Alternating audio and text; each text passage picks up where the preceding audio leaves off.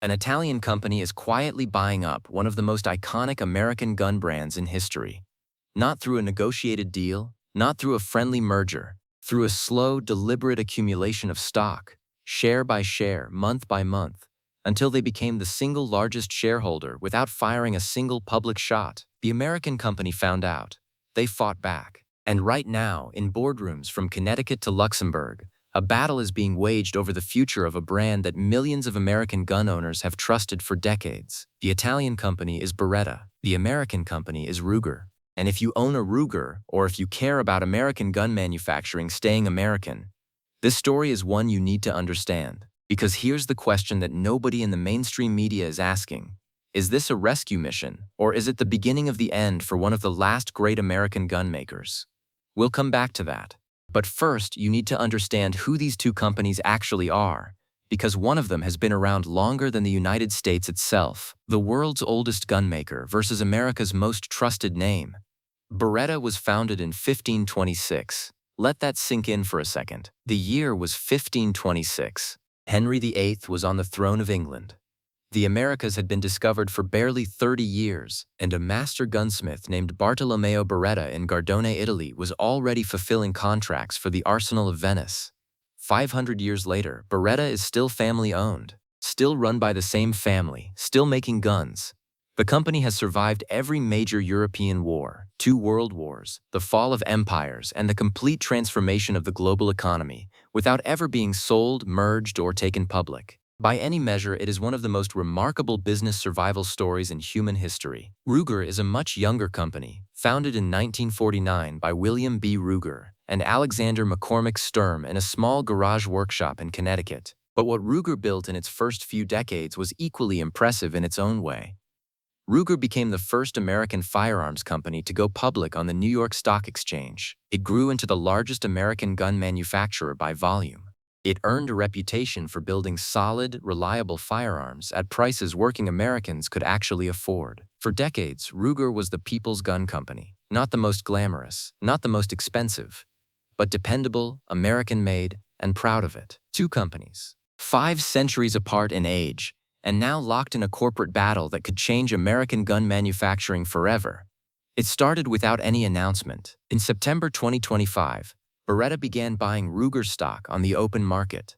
Quietly, methodically, no press release, no public statement, just shares changing hands on the New York Stock Exchange, moving from anonymous sellers to a holding company controlled by the Beretta family in Italy.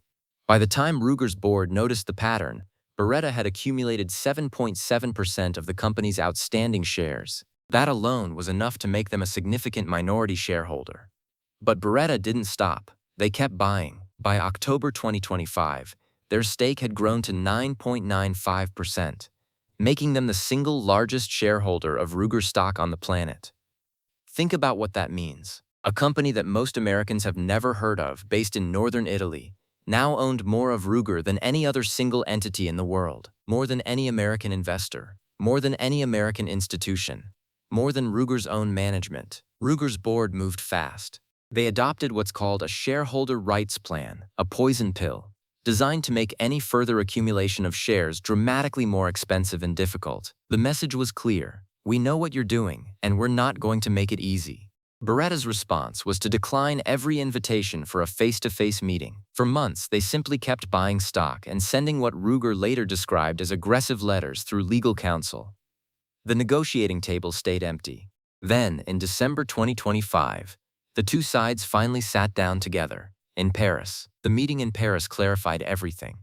And what it clarified was not reassuring for Ruger's leadership. Beretta's representatives told Ruger directly. The goal was to combine the 2 companies. This was not a passive investment. This was not a financial bet on Ruger's future stock price. This was a strategic move to merge one of Italy's oldest industrial dynasties with one of America's largest gun manufacturers, and Beretta intended to make it happen whether Ruger wanted it or not. Ruger was also told there was no interest in preserving the status quo. If Ruger remained resistant, Beretta would find a way to increase its position anyway. In February 2026, Beretta escalated. They nominated 4 new candidates to Ruger's board of directors, a move that, if successful, would give them significant influence over the company's strategic direction, without technically owning a controlling stake. It was a proxy fight, a Wall Street maneuver more commonly associated with hedge funds and corporate raiders than with 500-year-old Italian gun makers. American gun owners on forums and social media reacted exactly the way you'd expect. The word furious doesn't quite cover it. Threads on gun forums exploded. The sentiment was consistent. Ruger is American. It should stay American. Keep the Italians out. But here's where the story gets more complicated. Because Beretta's argument for why this deal would actually be good for Ruger is harder to dismiss than you might think. Beretta didn't launch this campaign without ammunition. They came with numbers. Ruger's financial performance over the past 2 years has been genuinely poor. Operating income dropped by nearly $65 million in 2 years, from $52 million in 2023 to an operating loss of $12 million in 2025. While the overall firearms market has been soft post-pandemic, Ruger's performance has lagged behind Smith & Wesson and other competitors operating in the same environment. Beretta's public argument was straightforward. Ruger has strong brands, loyal customers, and solid manufacturing infrastructure, but the current board has failed to convert those assets into consistent shareholder returns. 5 centuries of operational expertise in the global firearms industry, they argued, could help reverse that trajectory. And here's the uncomfortable truth that Ruger's most loyal customers probably don't want to hear. Beretta isn't wrong about the numbers. Ruger has been struggling. The question isn't whether the company needs to improve. It's whether an Italian family dynasty is the right entity to lead that improvement.